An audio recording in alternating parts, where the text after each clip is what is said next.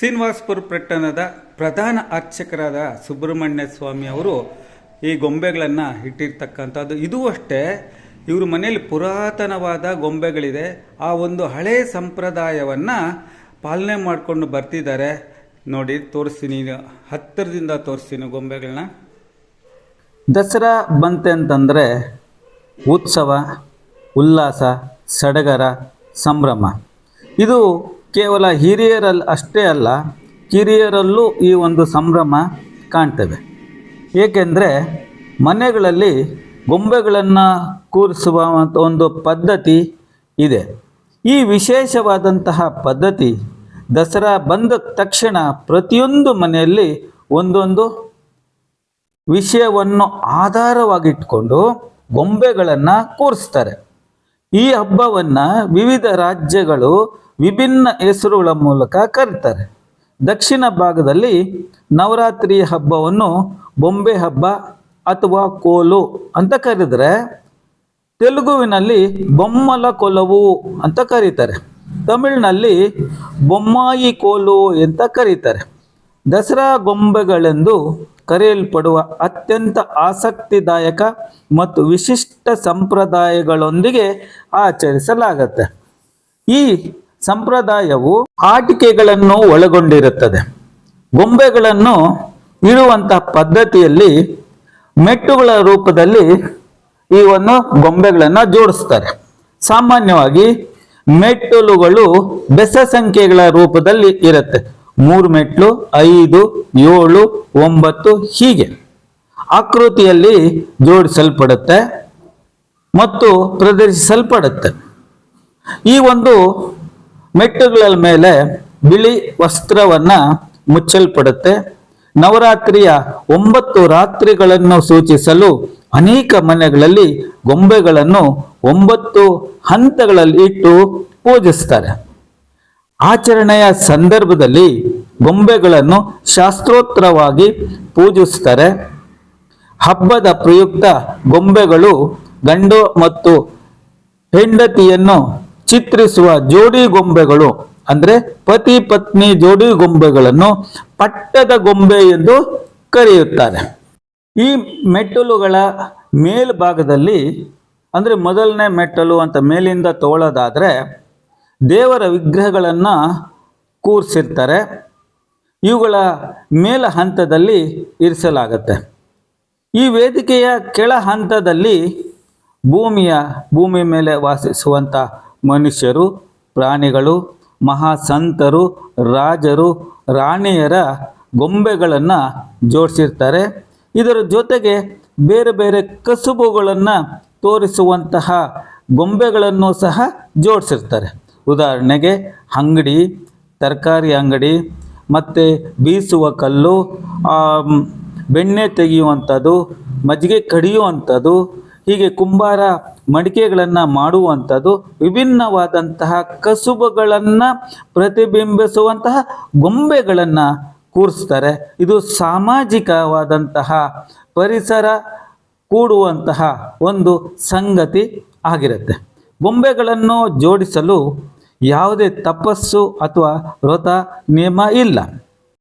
ಈ ಗೊಂಬೆಗಳನ್ನು ಕೂರಿಸುವ ಐತಿಹಾಸಿಕ ಹಿನ್ನೆಲೆ ತಿಳ್ಕೊಳ್ಳೋದಾದರೆ, ದುರ್ಗಾದೇವಿಯು ರಾಕ್ಷಸ ಮಹಿಷಾಸುರನ ವಿರುದ್ಧ ಯುದ್ಧ ಮಾಡಿ ಆತನನ್ನು ಸಂಹಾರ ಮಾಡುವ ಸಂದರ್ಭದಲ್ಲಿ ಆ ಒಂದು ದೇವಿಗೆ ಸಹಾಯಕವಾಗಿ ಎಲ್ಲ ದೇವರುಗಳು ಮತ್ತು ದೇವತೆಗಳು ತಮ್ಮಲ್ಲಿರುವ ಎಲ್ಲ ಶಕ್ತಿಯನ್ನು ಅಸ್ತ್ರಗಳ ರೂಪದಲ್ಲಿ ಆ ದೇವಿಗೆ ಸಮರ್ಪಣೆ ಮಾಡ್ತಾರೆ.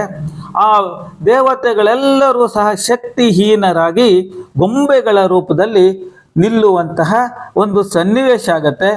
ಆ ದೇವಿಯು 10 ದಿನಗಳ ದುರ್ಗೆಯು ಮಹಿಷಾಸುರನ ಜೊತೆಗೆ ಯುದ್ಧ ಮಾಡಿ ಸಂಹರಿಸಿದಾಗ ಎಲ್ಲರೂ ಹರ್ಷಭರಿತರಾಗ್ತಾರೆ. ಈ ದೇವತೆಗಳು ಈ ಗೊಂಬೆಗಳ ರೂಪದಲ್ಲಿ ನಿಲ್ಲುವ ಸಂದರ್ಭದಲ್ಲಿ ಎಲ್ಲ ಜನರ ನಂಬಿಕೆ ಆ ದೇವರುಗಳು ಗೊಂಬೆಗಳ ರೂಪದಲ್ಲಿ ಬಂದು ಪೂಜಿಸಲ್ಪಡ್ತಾರೆ ಅಂತ ಒಂದು ಪ್ರತೀತಿ ಇರೋದರಿಂದ ಗೊಂಬೆಗಳನ್ನು ಕೂರಿಸ್ತಾರೆ. ಈ ವಿಜಯನಗರ ಸಾಮ್ರಾಜ್ಯದಲ್ಲಿ ಈ ಒಂದು ಗೊಂಬೆಗಳ ಕೂರಿಸಿ ಪೂಜಿಸುವಂಥ ಪದ್ಧತಿ ಅಸ್ತಿತ್ವಕ್ಕೆ ಬಂತು ಅಂತ ಇತಿಹಾಸಕಾರರು ಹೇಳ್ತಾರೆ. ಈ ಮನೆ ವಾಚುವರ ಸುಬ್ರಾವ್ ಅವರ ಮನೆ ಸುಮಾರು 100 ವರ್ಷಗಳ ಹಿಂದಿನ ಗೊಂಬೆಗಳು ಸಹ ಈ ಒಂದು ಮನೆಯಲ್ಲಿ ನಾವು ನೋಡ್ಬೋದು. ಈ ಒಂದು ಸಂಪ್ರದಾಯವನ್ನು ಗಾಯತ್ರಮ್ಮ ಅಂತ ನಾವು ನೋಡ್ತಾ ಇದ್ದೀವಿ. ಇವರು ಮುಂದುವರಿಸ್ಕೊಂಡು ಗೊಂಬೆಗಳನ್ನು ಇಡುವಂಥ ಪದ್ಧತಿ, ಪೂಜಿಸುವಂಥ ಪದ್ಧತಿಯನ್ನು ಮುಂದುವರಿಸ್ಕೊಂಡು ಈಗ ನೋಡ್ತಾ ಇರ್ತಕ್ಕಂಥ ಮನೆ ಭಗವದ್ಗೀತೆ ಹೇಳ್ಕೊಡುವಂತಹ ಭಗವದ್ಗೀತೆ ಸುಜಾತಮ್ಮ ಅವರ ಮನೆ. ಇವ್ರ ಮನೆಯಲ್ಲೂ ಸಹ ಪ್ರತಿನಿತ್ಯ ಗೊಂಬೆಗಳಿಗೆ ಪೂಜೆ ಮಾಡಿ ನೈವೇದ್ಯ ಮಾಡಿ ಎಲ್ಲರಿಗೂ ಸಹ ಆ ನೈವೇದ್ಯವನ್ನು ಪ್ರಸಾದದ ರೂಪದಲ್ಲಿ ವಿತರಣೆ ಮಾಡ್ತಿರ್ತಾರೆ. ಈ ಸಂಪ್ರದಾಯವನ್ನು ಇವರೂ ಸಹ ಮುಂದುವರಿಸ್ಕೊಂಡು ಬರ್ತಿರುವಂಥದ್ದು ನೋಡ್ತಾ ಇದ್ದೀವಿ. ಮತ್ತೊಂದು ಮನೆಗೆ ಬರೋಣ. ಈ ಮನೆ ಮಾರುತಿ ಸಭಾಂಗಣ ಮ್ಯಾನೇಜರ್ ಆಗಿರ್ತಕ್ಕಂಥ ಶ್ರೀನಿವಾಸ್ ಅವ್ರದ್ದು. ಹೆಚ್ಚು ಗೊಂಬೆಗಳನ್ನು ಇಟ್ಟಿದ್ದಾರೆ. ಈ ಗೊಂಬೆಗಳು ಸ್ವತಃ ಕೆಲವನ್ನು ಇವರೇ ತಯಾರು ಮಾಡಿದ್ದಾರೆ. ಕೆಲವು ಗೊಂಬೆಗಳನ್ನು ತಂದು ಅವ್ರಿಗೆ ಆ ಒಂದು ಗೊಂಬೆಗಳಿಗೆ ಶುಭ್ರವಾದ ಆಕರ್ಷಣೀಯ ಉಡುಪುಗಳನ್ನು ತೊಡಿಸಿದ್ದಾರೆ. ಪ್ರತಿ ವರ್ಷ ಇವರೂ ಸಹ ಗೊಂಬೆಗಳನ್ನು ಕೂರಿಸಿ ಈ ಗೊಂಬೆಗಳಿಗೆ ಪೂಜೆ ಮಾಡ್ತಾರೆ. ಒಂದು ಪದ್ಧತಿ ಮುಂದುವರಿಸ್ಕೊಂಡು ಬಂದಿದೆ. ಈ ದಸರಾ ಉತ್ಸವದಲ್ಲಿ ಮತ್ತೊಂದು ಕಾರ್ಯಕ್ರಮ ಅಂತಂದರೆ ಕನ್ಯೆಯರ ಪೂಜೆಯನ್ನು ಮಾಡುವಂಥದ್ದು. ಆ ಭಗವಂತ, ಆ ದೇವಿ ಸ್ವರೂಪಿಣಿ ಈ ಸಣ್ಣ ಮಕ್ಕಳ ರೂಪದಲ್ಲಿ ಇರ್ತಾಳೆ ಅನ್ನೋದು ಶಾಸ್ತ್ರಗಳು ಹೇಳ್ತವೆ. ಹಾಗಾಗಿ ದೊಡ್ಡವರು ಈ ಸಣ್ಣ ಮಕ್ಕಳಿಗೆ ಕನ್ಯಾ ಪೂಜೆಯನ್ನು ಮಾಡ್ತಾರೆ.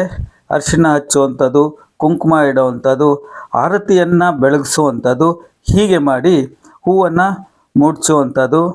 ಈ ಥರ ಆ ಒಂದು ದೇವಿಯನ್ನು ಯಾವ ರೀತಿ ಪೂಜಿಸ್ತೀವೋ ಆ ರೀತಿ ಪೂಜೆ ಮಾಡಿ ಅವ್ರಿಗೆ ಒಂದು ಬಹುಮಾನವನ್ನು ನೀಡಿ ಅವರಿಂದ ಆಶೀರ್ವಾದವನ್ನು ಪಡೆಯುವಂಥ ಒಂದು ಪದ್ಧತಿ ಆಗಿದೆ. ಹಾಗಾಗಿ ಆ ಕನ್ಯೆಯರು ದೈವ ಸ್ವರೂಪಿಣಿ ಅಂತೇಳ್ಬಿಟ್ಟು ಭಾವಿಸ್ತಾರೆ. ಹಾಗಾಗಿ ಈ ಒಂದು ಪೂಜೆಯನ್ನು ಮಾಡ್ತಾ ಇರುವಂಥ ದೃಶ್ಯ ನಾವು ನೋಡ್ತಾ ಇದ್ದೀವಿ. ಈ ಒಂದು ಸಂದರ್ಭದಲ್ಲಿ ನಮ್ಮ ಸನಾತನ ಧರ್ಮವನ್ನು ಎತ್ತಿ ಹಿಡಿಯುವಂತಹ ಸನ್ನಿವೇಶ ನಮ್ಗೆ ಕಾಣ್ತಾ ಇದೆ. ಇಂತಹ ವಿಡಿಯೋಗಳನ್ನು ತಾವು ನೋಡಬೇಕು, ಇಂಥ ಕಾರ್ಯಕ್ರಮಗಳಲ್ಲಿ ಭಾಗವಹಿಸಬೇಕು, ಇಂಥ ಕಾರ್ಯಕ್ರಮಗಳನ್ನು ನಡೆಸಬೇಕು. ಈ ಕನಿಷ್ಠ ಈ ವಿಡಿಯೋ ಆದರೂ ನೋಡಿ. ಈ ಒಂದು ವಿಡಿಯೋ ಲೈಕ್ ಮಾಡಿ, ಹೈಕ್ ಮಾಡಿ, ಸಬ್ಸ್ಕ್ರೈಬ್ ಮಾಡಿ, ಇನ್ನೊಂದಷ್ಟು ಜನಕ್ಕೆ ಮಾಹಿತಿ ನೀಡಿ.